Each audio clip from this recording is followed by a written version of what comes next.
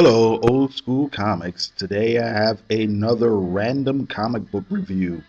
This time I've got Uncanny X-Men 165 from 1983, 60 cents, published by Marvel Comics Group. This particular issue is entitled Transfigurations.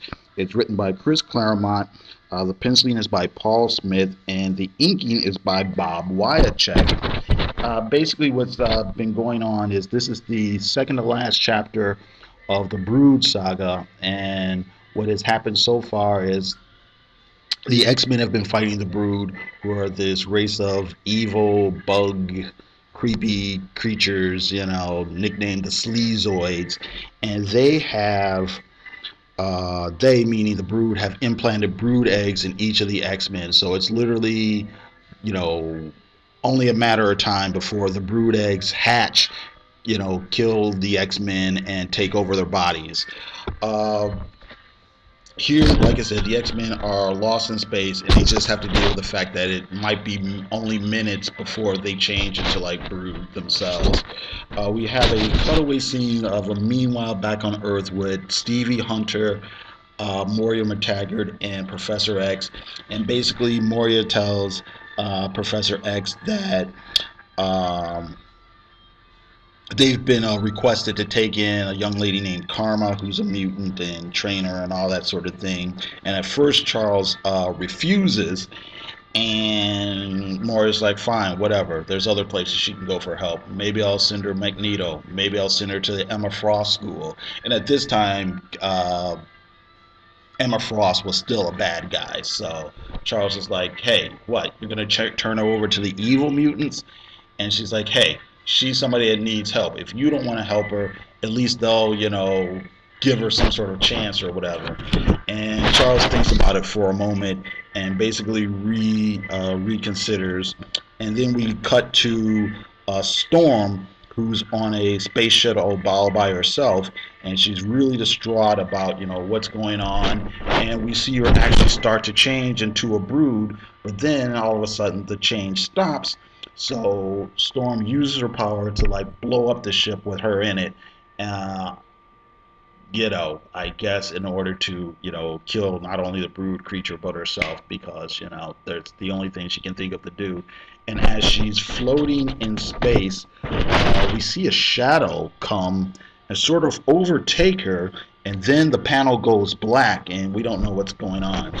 So we go back to the main spaceship, where Scott and Leandra and Logan are talking, and Leandra and Logan are like, you know what? You know what we should do? We should go back to the Brood homeworld and kill as many of them as we can, because, what's it matter? We should get as many of them, um, as we can before they get us. We're gonna die anyway. It doesn't matter. We should get back at them. And Scott says basically, you know what? Fine, okay. And we have this little thing where we see Logan thinking to himself, and he's like, wow, it really took Scott a lot to admit that he had feelings like that. They kind of go against everything that Professor X taught him. He's like, but, it is what it is. And then he walks in on Kurt, who's praying, and then they have kind of a discussion. And then we go to Kitty Pryde, who's asleep, and she's kind of having a nightmare. And then Colossus comes to her room and tries to like comfort her, and they have a nice little talk. And then Storm all of a sudden starts appearing as this strange apparition in the ship, trying to talk to the X-Men, but she appears and disappears and appears and disappears, and she keeps looking different every time she appears. First she's like a Victorian vampire, then she's teenage Storm, then she's a little kid, then she's an old woman, and then she's herself. But then the spaceship that the X-Men are on gets swallowed by this giant, space creature who kind of looks like a big fish of some sort. And Storm says to the X-Men, okay, this is me doing all this.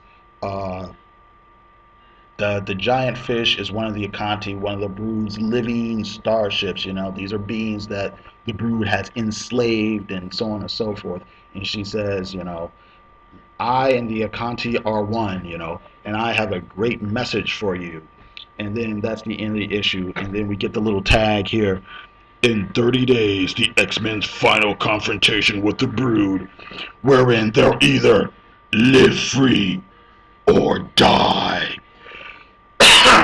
Sorry, excuse me. This is actually one of my favorite classic X-Men stories. What I really like about it is it's mature, but it's mature in a way that a lot of other superhero comics aren't. And by that I mean it's not mature because of there's a lot of sex or violence in the story. It's mature because within the context of the story they deal with a very heavy subject. They deal with death and mortality, but it's dealt with in a very thoughtful, reflective way. And you get to see everybody's different opinions and different philosophies, and it's all kind of born out of the different characters and things like that, and it really works really well. We get to see Logan and Leandra and Scott talking about revenge. We see Storm being really conflicted. She's like, wow, I could kill this thing, but the Brood are actually sentient beings. They're intelligent beings, and that kind of goes against my code of never killing anyone. But if I don't kill it, it'll kill me. If I do kill it, I've sacrificed my values. So you see her being conflicted over the whole thing. We get the scene where Logan walks in on Kurt, Nightcrawler, and he's praying. And Nightcrawler says to him, hey, look, I know because of the way I look, you don't see me in church a lot, but I do believe, and my beliefs and my values, give me comfort in, times like this. There's the thing with Kitty Pryde where she's like, you know what? It's one thing to die in battle. It's one thing to die after having a long life. But there's this thing inside of us that's just eating away at us. We're gonna die, and that's it. And Colossus gets a little philosophical about it. It's like, yeah, but you know what?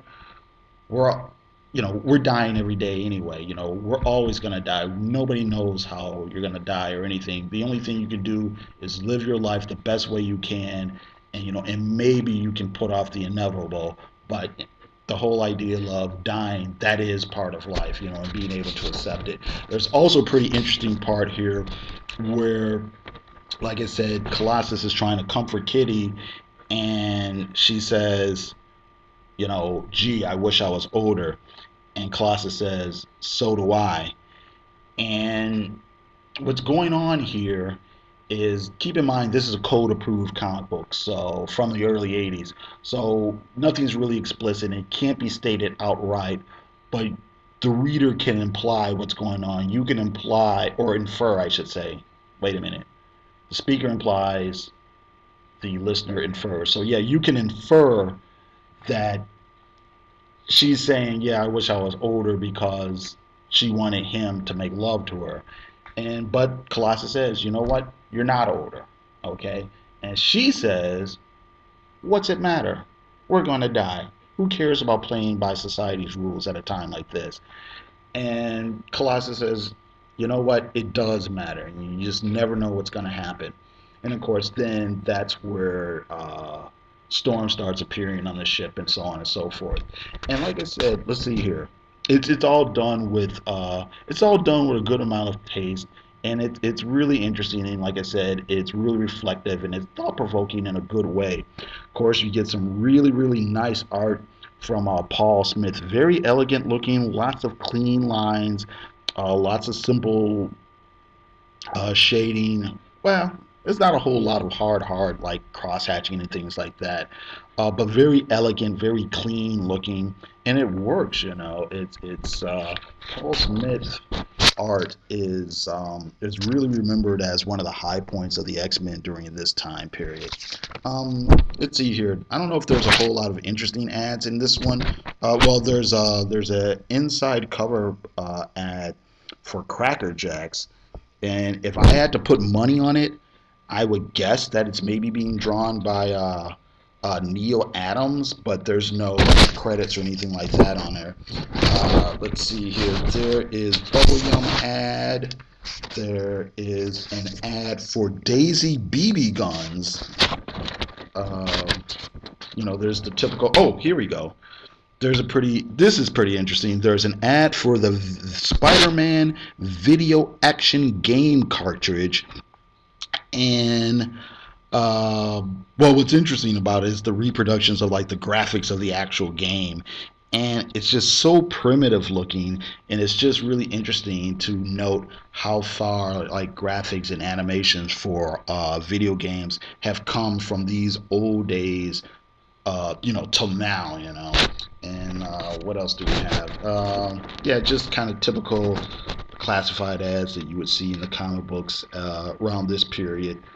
Ads for back issues, learn to play rock guitar, Marvel and DC comics at the lowest prices, no subscription ads. There's no letters page. There is a bullpen bulletin page. There's one interesting thing here at the bottom of the bullpen bulletins. There is a cartoon drawing of a softball game between the Marvel bullpen staff and the staff of Warren Publishing. And for people who don't know, Warren Publishing were the people who used to do the creepy and eerie and Vampirella magazines in the 60s and 70s, and I think they went out of business right around the mid 80s or maybe mid to late 80s. Let's see here, and that's it. And there's a big full page ad for the New Mutants graphic novel coming this fall to a comic store near you. And they've got Cannonball and Sunspot and Karma and Moonstar and Rain, and that's it. Like I said, it's a really fun issue. Well, fun might not be the right word to use, but it's a really good issue. It's actually particularly well written and some really great art. And that's it. So I got to thank you very much for listening, and you all have a great day.